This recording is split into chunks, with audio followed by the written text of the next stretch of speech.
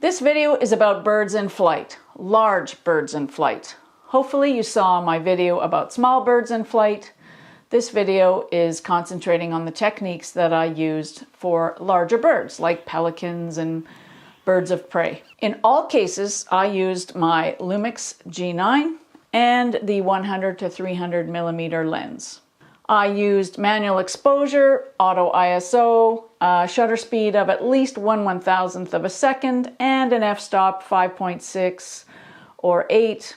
Another tip is when you are shooting birds in flight, it's easier to grab focus when you're at your smallest focal length on this lens, which is 100 millimeters.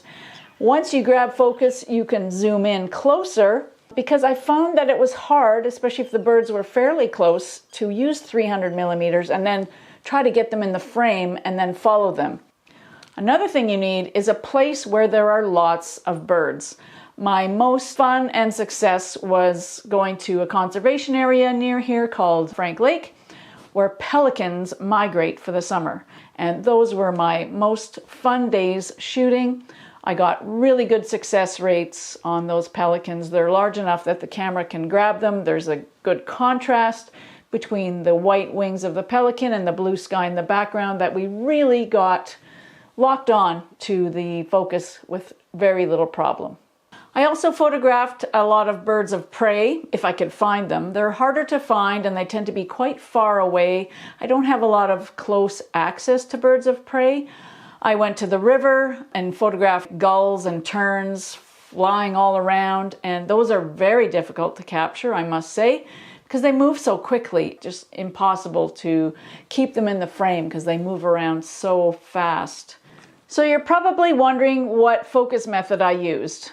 I did use autofocus single shot with 225 area focus a few times. I used it with custom multi as well. And in fact, I tried all the focus settings, but I think I had most success with autofocus continuous, with custom multi and one area animal detection. Now, the thing about that is if you can't lock on to the one animal, then it's going to be almost impossible to get the photos in focus. But if you're locked on, you're golden. Same with tracking. In fact, autofocus single shot and tracking actually worked really good as well. But it just depends a lot on the lighting as well as how large your birds are, how far away they are. And that's why you need to test all the focusing modes. You want to have your burst modes set up fairly fast. You want to have either high speed burst or medium speed burst. I tried them both, had great success. Be careful with high speed burst or super high speed burst because you're going to have thousands of photos to deal with. Medium speed burst is fine for a bird that's not moving super fast like a pelican or a bird of prey. You could use back button focus or shutter button focus. I did both. Lumix Nordic put out this very detailed guidebook and video that goes into the focus settings of the Lumix G9. I suggest you download this PDF and print it out and keep it in your camera bag, or download it to your smartphone so that you could refer to it at any time. There's so much information in this guide that it's impossible to remember it all. One of those things is when you're working in autofocus continuous, you have autofocus custom settings.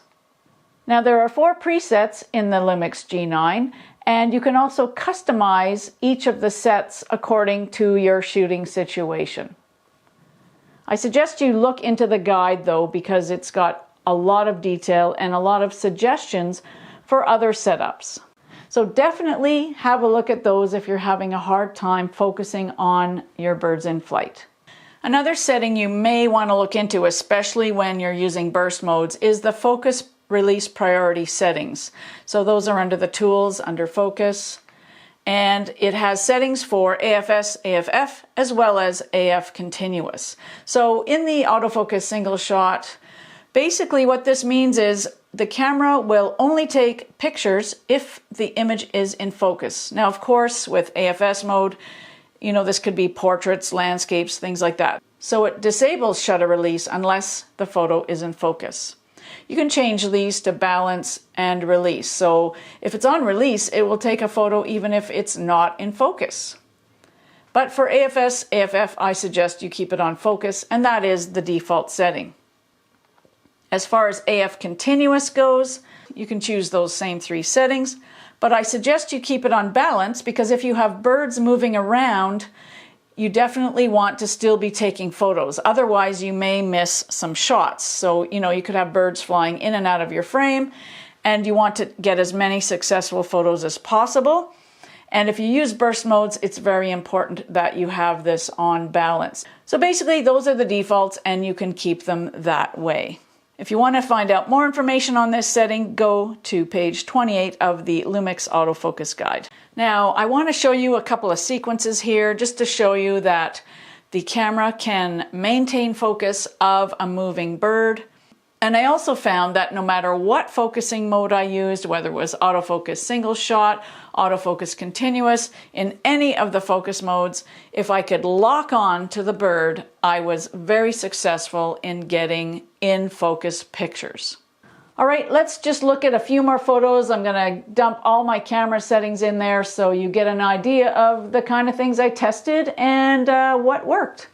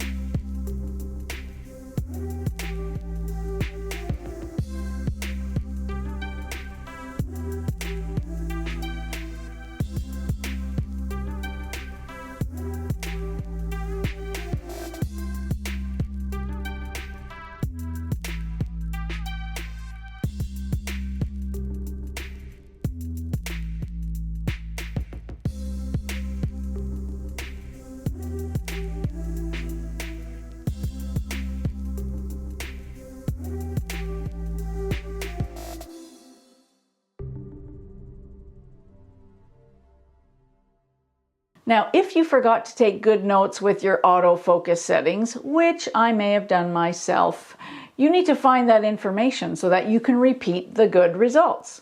You can get some of it from the back of the camera, whether you shot with autofocus single shot or autofocus continuous, but you can't get the actual autofocus mode from the back of the camera, like whether you use 225 or one area human animal detection, that sort of thing. So with that, you need to get an EXIF reader. And what that does is it reads the actual file information.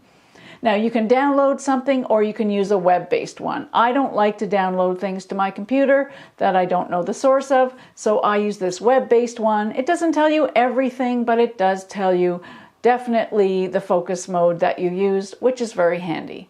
So here's a little demo of how to use that, and it's very simple, and that's how I had to kind of reverse engineer some of my photos. All right, thanks for watching. It's Marlene. We'll see you next time, and get out there and practice your birds in flight and have fun.